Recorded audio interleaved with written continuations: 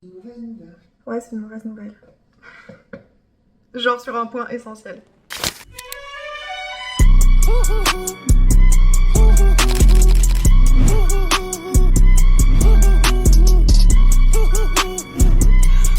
Bienvenue dans ce petit podcast de Maison Brochette où je vous raconte toutes les étapes de la création d'entreprise. Aujourd'hui, épisode que j'adore, le logo, l'identité visuelle, le marketing. Mais avant ça, mauvaise nouvelle. Donc on était parti avec le nôtre pour toute la prod et tout. Et là, ça fait 2 mois qu'on attend la première dégustation, on se met d'accord, qu'on fait des réunions. Ils nous avaient pondu, ce que vous avez vu dans l'épisode d'avant, une presse pour budgéter, budgétiser ou budgéter, j'ai jamais su. Là, ils nous prenaient pour la carte et puis après pour la production et tout. On leur avait envoyé notre cahier des charges de production. Et en fait, ils nous disent que pour eux, c'est absolument impossible et qu'ils peuvent produire, mais à x2 ou 3 de ce qu'on a mis comme prix, qui était déjà trop élevé. Ils peuvent pas produire des brochettes à moins de 6 balles une bœuf fromage, quoi. Du coup, c'est mort. Réagis pas surtout, hein. Je savais que t'allais dire ça. Du coup, c'est un peu la panique. Là, vous voyez, dans ma petite jauge de stress, là, je commence à atteindre pour la première fois un pseudo-stress. Parce que toujours pas de local. Ça commence à vraiment être de plus en plus handicapant parce qu'on avance sur toutes les autres étapes. Le marketing, machin, du détail, des gens qui nous font des concepts boutiques et tout, alors qu'on a même pas de local. Genre, on est en train de dessiner un îlot central, alors qu'en fait, ça se trouve, notre local, bah, il y aura pas d'îlot central qui rentre là-dedans, ce sera un semi-îlot. Enfin, le local, ça commence à me faire péter un câble parce qu'en fait, tant qu'il n'y a pas de local, il n'y a pas de prêt bancaire. Tant qu'il n'y a pas de prêt bancaire, moi là, mes sous, mais Surtout que, pareil, il y a plein de trucs qui se greffent à cette histoire de local. Par exemple, la TVA, bah, je peux pas me faire rembourser tant que t'as pas de local. Donc apparemment, c'est rattrapable, selon les impôts et tout. Sauf que le normalement rattrapable, tu veux, dans ma jauge de stress, je suis pas au minimum, quoi. Et en plus, là, la prod, du coup, on vient de se prendre en gros un nom, quoi. Alors que ça fait 2 mois qu'on a tout structuré en fonction de ça et qu'on n'a pas de plan B. Mais bon, je me dis c'est des hauts et des bas. Après, comme notre contact chez le nôtre, il est hyper emballé par le projet et c'est un peu quand même à cause de lui qu'on en est là parce qu'ils nous ont jamais dit que c'était impossible. Ils nous ont toujours dit oui c'est génial, ça va être incroyable, machin. Ça va parce qu'il connaît un peu tous les systèmes de traiteurs de Paris et il fait que ça, créer des business. Donc là, il va voir si avec le traiteur de Ducasse c'est possible. Parce qu'en gros, le nôtre disait il n'y a pas assez de volume pour qu'on puisse lisser les prix et vous faire des prix durables, enfin soutenables. Bref, ok. Et apparemment, Ducasse c'est un autre chaîne de prod qui est moins grande et apparemment ça pourrait le faire. Une petite descente d'immeuble là de 2-3 étages hein, quand même. Mais c'est pas grave, je vous raconterai tout ça quand les problèmes seront résolus, hein, comme ça vous avez fait la meilleure partie. Et puis en attendant, du coup on parle du marketing parce que j'adore cette partie, tout ce qui est logo et tout, je sais pas, c'est trop bien, ça me bien. On avait à la base vu 3 agences, une vraiment pas chère qui s'appelait We Agency je crois, un mec un peu qui avait monté son agence avec des personnes qui bossent pour lui et tout.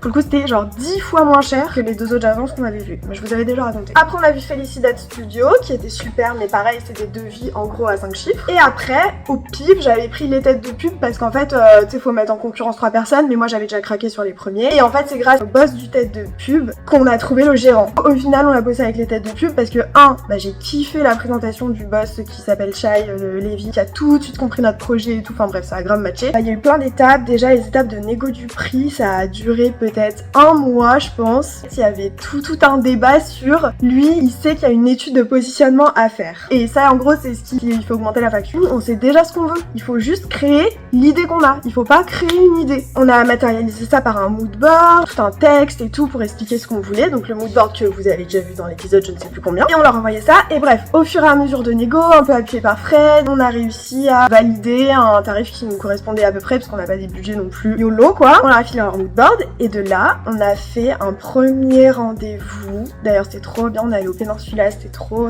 cool. Il nous a fait la présentation de 2 pistes pour voir un peu laquelle on choisissait, vers laquelle ils allaient s'orienter. Vous allez voir les 2 pistes juste ici. Je vous dis rien et après je fais le petit débrief de ce qu'on en a pensé. T'en avais une, voilà, un peu retour aux sources, que je trouve intelligente en soi. Le pic, la brochette, ça fait un peu feu. Je voyais grave une déco genre un peu Adam et Ève. Après je trouve ça cohérent, j'adore leurs images, leurs benchmarks et tout. Ça fait voyager mais juste globalement ça faisait très high positionnement par rapport à un truc grand public, un peu trop complexe. Et le 2, c'était un délire déconstruire pour redécouvrir, tout un truc sur la déstructuration et de la bouffe et du lieu. Je trouvais ça hyper créatif, hyper stylé, hyper quali et novateur. Mais le problème c'est que ça fait trop prise de tête encore quoi. On nous dit oui mais les gens, par exemple la Fashion Week et tout, ils adorent typiquement le genre d'endroit. Dans la tête je dis mais genre nous en fait typiquement les gens de la Fashion Week c'est pas du tout notre cible. Mais pour le coup, j'aimais bien la piste et l'idée. Mais juste, le problème, c'est que moi, perso, ça me donne pas envie de bouffer. Ça me donne plus l'impression de, ouais, je vais voir une expo d'art, un truc comme ça. Mais déjà, ça fait un peu froid, tu vois, trop élitiste. Pas assez chaleureux, convivial. Et le truc de reconstruire, pour le coup, avec la brochette, parce que notre truc, c'est vraiment déstructuré. Ça, je trouve ça hyper cohérent. Mais notre problème, globalement, est-ce qu'on en a un peu dit tous les trois quand on a fait le retour, c'est que, en fait, on n'a pas compris du tout. Le travail est quali et tout, y a aucun problème. Mais on n'a pas compris pourquoi on a négocié pendant 1 mois et demi pour ne pas faire le positionnement. Parce que justement, on disait, on le fait. On vous envoie ce qu'on veut, il faut juste le faire. Et ce qu'on voulait, c'était quand même assez clair. Alors après, oui, on a tournicoté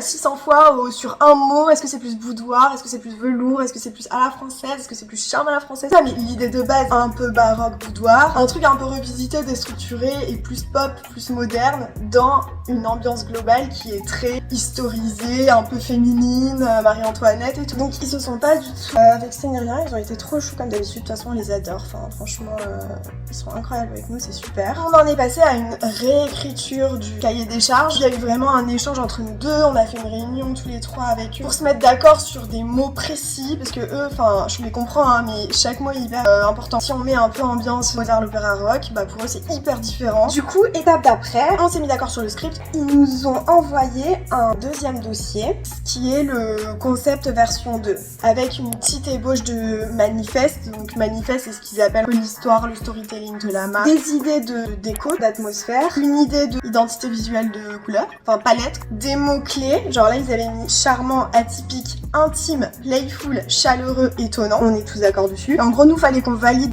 cette gamme-là, ce registre-là. Il y a eu des nouvelles idées qui sont apparues, des petites phrases, genre vous tombez à pic sur un beau bar quand t'arrives à l'entrée, ça je trouve ça frais. L'idée de tableau, c'est genre comme la Joconde, mais en fait elle est en train de bouffer une brochette, ça je trouve ça stylé. L'idée de tapisserie, où de loin tu vois pas ce que c'est, et de près en fait tu vois que c'est une tapisserie spéciale pour nous avec que des brochettes un peu partout, mais qui forment un ensemble, tu vois, une texture, que de loin ça se voit pas et de près ça se voit. Un lustre où t'as l'impression que c'est un lustre normal, mais en fait c'est plein de cuillères qui pendent. Le but c'était de valider ça, en fait, juste qu'on dise ok pour qu'ils partent sur la bonne voie. Du coup on a validé ça, et de là, hier, on a reçu toutes les propositions de logo. Et donc ils nous ont fait 4 propositions, donc déjà trop cool parce que je pense qu'il y a d'autres boîtes de marketing, si ça se trouve ça aurait été moins. Donc 4 propositions hyper variées et toutes avec une bonne compréhension de ce qu'on voulait, je pense. Que c'est pas facile, n'empêche, de mixer et le ancien moderne royaliste, enfin non, ancien royaliste, et le moderne un peu pop. Et là pour le coup ils l'ont bien fait. Je fais un petit teasing, moi il y en a 2 que j'ai pas du tout accroché et 2 que j'ai kiffé. Donc le premier, c'est celui-là, avec le haut autour comme ça. J'aime bien parce que ça fait un peu un délire trou de serrure, un peu mystérieuse qu'on kiffe. Vraiment cabinet de curiosité et tout, ça j'aime bien. Par contre le brochette en italique en dessous, ça j'aime pas, mais bon voilà. Et à chaque fois ils font une version classique, une version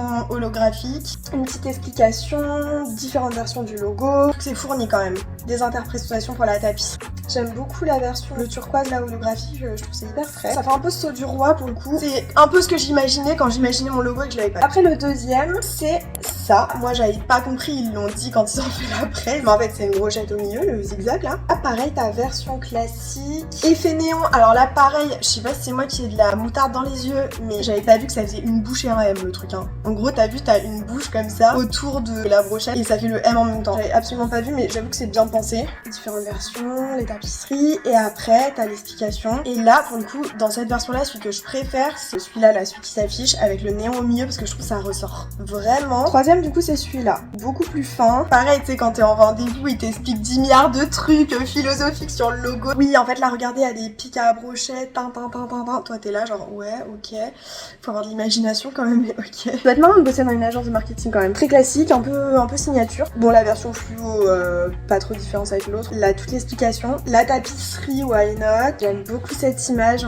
avec la toile rouge là, j'adore. En fait c'est ça qu'on veut, un truc un peu la Pérouse. Et la dernière version, le vitrail, cathédrale. Moi j'aime bien. T'as le M, t'as le B, mais ça fait hyper mastoc, carré, puis ça me fait pas penser à de la bouffe. Pareil ils te font l'explication, là ils te disent qu'il y a 50 pics à brochette dans le logo. Moi perso j'en vois aucune, mais d'accord, c'est trop chou. Ils me font tellement rire quand ils expliquent les trucs. J'aime beaucoup l'idée du plexiglas comme matière, comme matériau. Je trouve ça vraiment moderne. Le problème c'est que moi j'aime bien un logo et des éléments d'autres trucs, genre la police du 3 et la matière du 4. Juste notre petit retour sur tous. Donc déjà Fred il préférait le 2. Moi il y en a deux que j'aime pas trop, donc c'est le 3 et le 4, puisque le 3 déjà ça me fait penser à La Belle et la Bête, et je trouve que ça fait trop une signature que même moi j'aurais pu essayer de la faire. Il y en a plein qui ont préféré le 3 par exemple, qui m'ont dit ouais non mais Less is More, c'est plus stylé, c'est hyper fin, c'est classe, c'est puissant et tout. Moi dans ma tête je dis mais non mais moi je me fais chier, c'est pas puissant. Le 4, le problème c'est que je veux plus un truc axé sur la bouffe que sur le lieu, parce que ça reste le cœur du concept. Donc 3 et 4 éliminés, et après c'était entre le 1 et le 2, là pour le coup hyper partagé, mais le 2 que la version néon que je vous ai montré, parce que les autres j'aime pas trop. Le 2 ça me fait penser à trop d'autres logos, ça me fait penser au logo de la pharmacie avec le serpent, ça me fait penser à Undies, et il y a une marque qui s'appelle Cousin,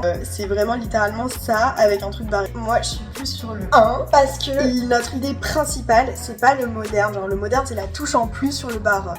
Notre idée principale c'est le baroque, du coup je pense qu'il faut s'atteler à ça. Et là ça fait vraiment saut royal, puis tu vois il y a le pic au milieu, et puis trou de serrure, puis le maison là comme ça j'aime trop. Bon le brochette faut changer en dessous parce que l'italique j'aime pas, mais donc a priori on part plus sur le 1. Et du coup l'étape d'après c'est que nous on leur fasse un retour sur lequel des 4 pistes sont choisis, et après on peut réajuster et tout en fonction de ça. Et moi ma question c'était mais du coup ils nous envoient des idées comme ça, mais en fait qui va faire tout ça? Ça s'arrête là de leur côté, ils nous envoient juste des fraises, mais derrière par exemple ils nous disent ouais faut faire cette tapisserie, mais est-ce qu'ils nous aident comment matériellement on va faire la tapisserie avec je sais pas des contacts? Et c'est là que je découvre un peu le game que je connaissais pas du tout, parce que du coup oui effectivement bah c'est ça quoi, eux ils peuvent aider vite fait en fonction de ton contrat, de s'ils sont cool ou pas, mais bon c'est pas leur partie quoi techniquement. Donc là j'avoue que moi j'ai commencé à mettre plus les choses dans ma tête, parce que je sais pas en fait je m'étais jamais posé la question. Il faut que je vous parle maintenant de nos deux autres prestats en termes de création, de visuel et tout en ce qui concerne le lieu. Et là je suis trop contente, je suis vraiment trop contente de vous parler de ça, je sais pas pourquoi. Ces 2 étapes, quand ça s'est fait, je me suis dit oh là là mais c'est trop pour ça que j'ai trop envie de faire ce projet, j'adore. En gros on a trouvé 2 autres personnes qui vont nous aider pour du coup tout le reste, et qu'on a rencontré vraiment pas de façon random, mais le truc s'est fait tellement vite. Il y en a un,